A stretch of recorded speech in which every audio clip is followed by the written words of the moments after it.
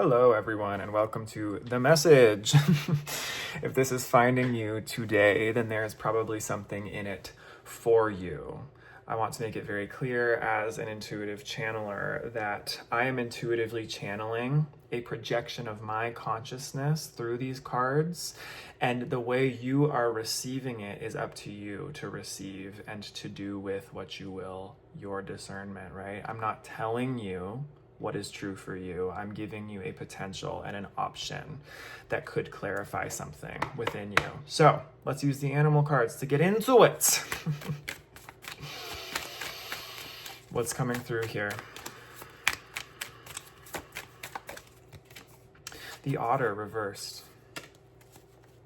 And the golden egg reversed. A disconnection from the heart, a disconnection from play perhaps, or maybe a taboo even around play and heartfelt feeling, heartfelt compassion, understanding, etc. Okay.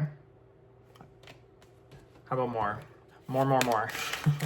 I want to see more. The cheetah and the raccoon. Okay. What's on the bottom? The rabbit reversed. Okay.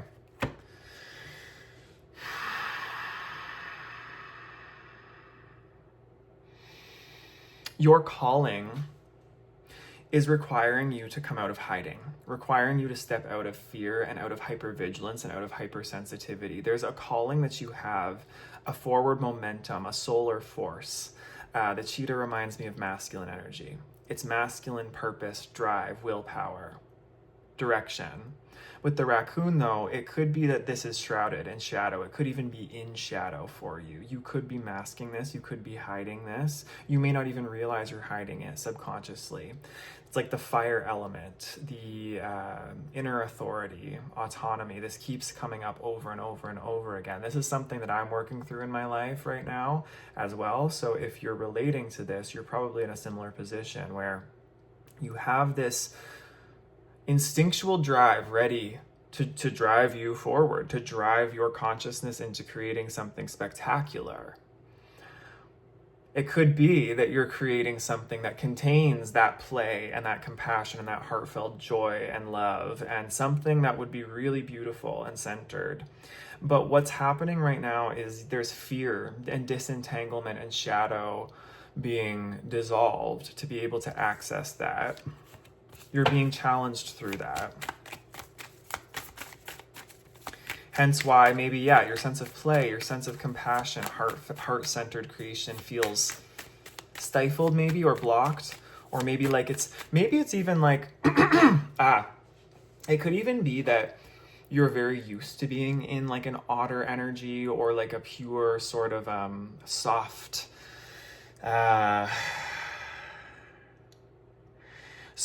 like surrendered state and a playful state, and right now you're being challenged to strengthen the foundations of that. It's like those energies and frequencies within you exist in you, and they will come online again, maybe even in the process of you doing this, but right now the focus really is on you just getting in touch with this instinctual drive is the feeling. The sea serpent, the swan, the scorpion reversed, and the hyena. The eagle reversed here. That sea serpent represents the sacral chakra, our primal emotional center of creation, of sensuality, of pure generative sort of feminine energy. The swan is grace, it's reflection, self-reflection. Stoicism even, I just saw, it's graceful, it's elegant, but it doesn't need to prove itself, it just is a reflection, it's a mirror. The scorpion reversed and the hyena. It's like trickster energy and internal like pent up frustrations. Okay. So reality right now might be in a state of mirroring back to you these types of things. You may find that on the surface, you're sort of opening up more, with your, or your feminine generative energy is coming online more. As you start to access this drive, this instinctual will, whatever you're doing to cultivate that, you're going to notice that it's like your kundalini, your sort of Shakti energy comes online, this generative force, this potential, this life force, this power within you. And what's going to start happening is your shadows are going to be reflected back to you. You're going to maybe start coming across where you're not free. This reminds me of when the Buddha was enlightened, when Mara bombarded him with all of his demons. It wasn't literal demons, it was the things that would trigger the ego. So it's like maybe there are things pent up within you, frustration, a trickster energy kind of coming to play and show you where you're not free, where maybe you have taken certain narratives in your life too seriously, where maybe you are taking things a little bit overly seriously, or where you are angry, where you are frustrated, where you are feeling stuck in life. Overall, underneath this, it seems like with the eagle reversed, that's fire and air. It's the masculine energy, and it's in its highest form, and it's in its element. It's flying above and seeing everything, mastered over karma. The solar force again. It's like there's been a resistance to seeing this, or an inability to see this. It's in shadow. It's like your masculine energy itself is in shadow. You might be more comfortable with feminine energy. You may have mastered the feminine, and you're moving into a time where you're beginning to start to master some of that uncomfortable masculine that has been in shadow for you. Disentangling authority issues, disentangling where you've given up your sense of discipline, your sense of direction, your sense of instinct to take action. What else? Super interesting. The unicorn. And the turtle reversed here. Okay. Yes, absolutely. Okay, you're creating a new story. You're releasing an old narrative, or you're very ready to. You're very ready to release old narratives in your life. I just made a video about how we are never stuck. We are just identified with being stuck. So when you're feeling stuck or stagnant in life, you feel like reality has become stale. It's never truly stale. It's just that you have identified with stuckness, and your consciousness is beginning to show you, we don't align with this any longer. We're ready to shift. So you're ready to shift. And with the unicorn being the third eye, a lot of the chakras coming through here. The third eye is the ability to visualize. It's the ability to zoom out into I am consciousness. The ability to see things from a higher perspective. The ability to zoom out of being identified with your life situation and start identifying with potential. The potential of consciousness instead. The turtle is the story. It's the reversed story. It's the old narrative.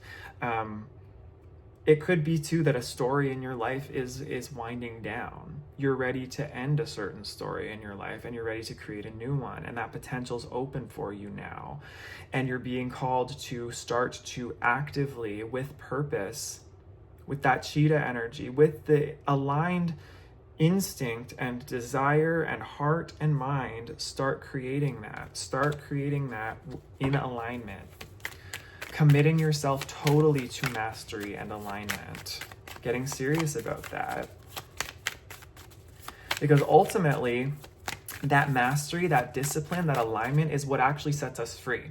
So it's interesting because that otter and that golden egg, it's funny how as this message is going, it's beginning to take on new shape and new meaning. You might be feeling like there are limits. Yes, there are limits to that otter, to that sort of unstructured, sort of just la-di-da, innocent play in reality. It's kind of a Page of Cups energy to me, or a Page of Wands.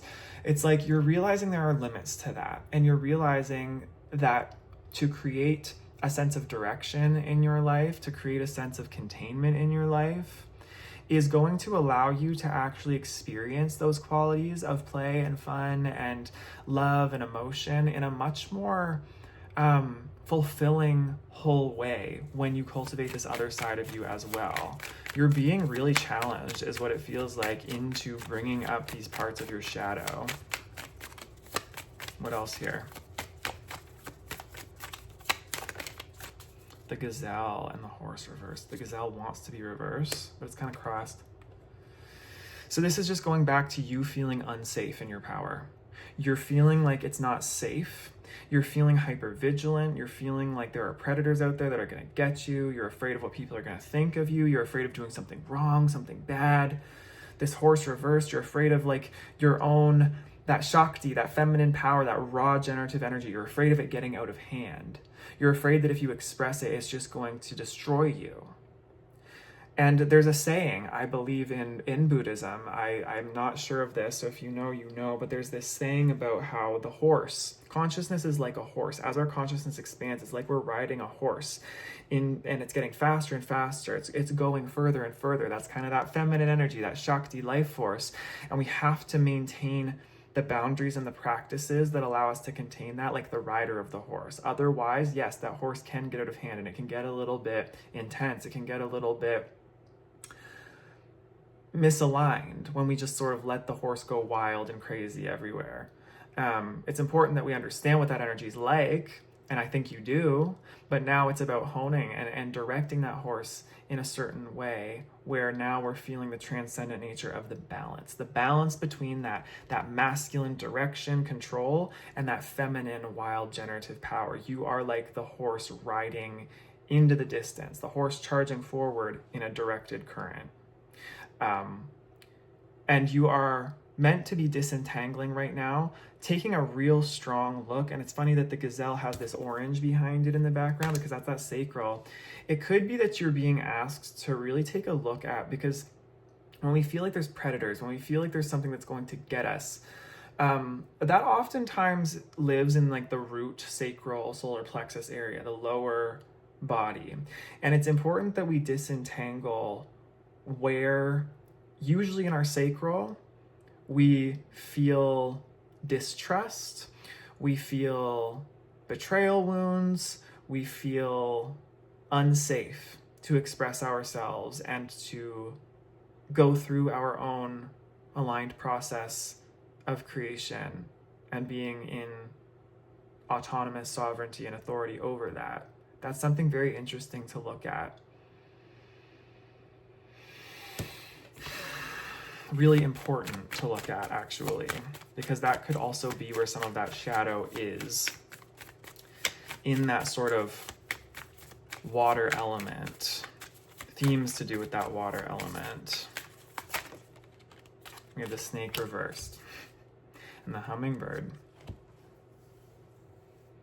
Okay, so this is pointing again to you are ready to evolve into higher consciousness. You are ready to evolve into the next layer of your journey, the next step in your journey, the snake, the kundalini, the magic, the Shakti, wanting to rise. It wants to generate, it wants to express, it wants to be used to make something into form.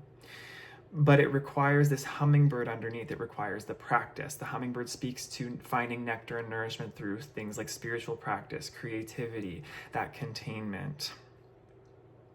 The hummingbird is going about collecting. It's going about collecting nectar from flowers, and it has to travel to do this. It travels, it finds it, it sort of investigates. It has a purpose. The hummingbird is out there with a purpose. It's beautiful, it's vibrant, it's colorful, but it's purposefully collecting this energy and using it to cultivate something. So this is what you're being called to do. It's not about just letting other people tell you who you are and what you're doing. It's not about letting other people drive the ship for you. You're learning how to drive your own ship. You're learning how to take what you intuit to be this deep presence and power that you have within you, and you're going, okay, now how can I direct this? What qualities can this be? How can I create the embodied experience of what I know myself to be as consciousness through creative form?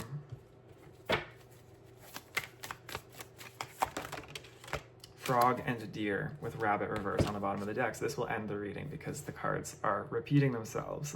That's been a fun little sign for me recently. So we have the frog and the deer.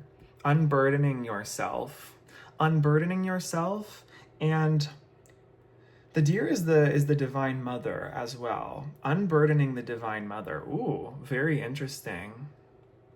Very interesting. Unburdening the divine mother, cleansing the energy of the divine mother, cleansing the fear and the hypervigilance and the hypersensitivity of the divine mother archetype within you.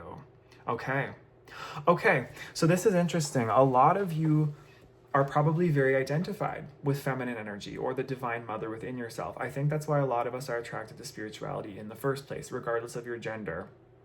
We are attracted because we are very attuned to feminine qualities within us. We are very attuned to mysticism, intuition, this generative Shakti, and the potential of that, and what that can be, and how that connects to all of life, and how all of life is connected to us, etc. However, when the feminine energy within us does not have a safe container, does not have a safe central point to kind of refer itself to, or does not have a central point to direct it, it can become victim to, like I was saying earlier, other wills outside of us. It can become victim to unhealthy masculine energy. And I'm feeling this in my sacral. So yes, this is part of that sacral cleansing and clearing. It's like there's a sense of danger. There's a sense of unsafety perhaps within your own feminine energy because of this feminine energy being kind of on its own and isolated within you, or overly identifying with it. And you're being asked to cultivate this masculine container to protect it and to make it feel like it can relax and actually do its work. Plain and simple. And this is something that we can't outsource to anybody. We can't outsource masculine or feminine energy to anyone outside of us. We have to cultivate both within ourselves. We have to be willing to take responsibility for the marrying of that Shakti and Shiva within us, like in the Kundalini tradition, right? To become masters of our creation rather than, victims that are at the will of others' creations. Because here's the thing, when you are overly identified with a feminine energy or with the mother archetype, when you're overly identified with that, what can happen is you're always going to be at the mercy of a stronger consciousness or a stronger will, or a stronger, more dominating, maybe even abusive, authoritarian will. So it's really important that you cultivate self-trust, and that mistrust that you sense within yourself can only be cured by replacing that with trust. Trust in reality, trust in yourself, trust in your consciousness to create what's aligned for you, and committing to that over and over and over again. All right, that's the message. I hope this helps. I'll see you in the next one. Take care.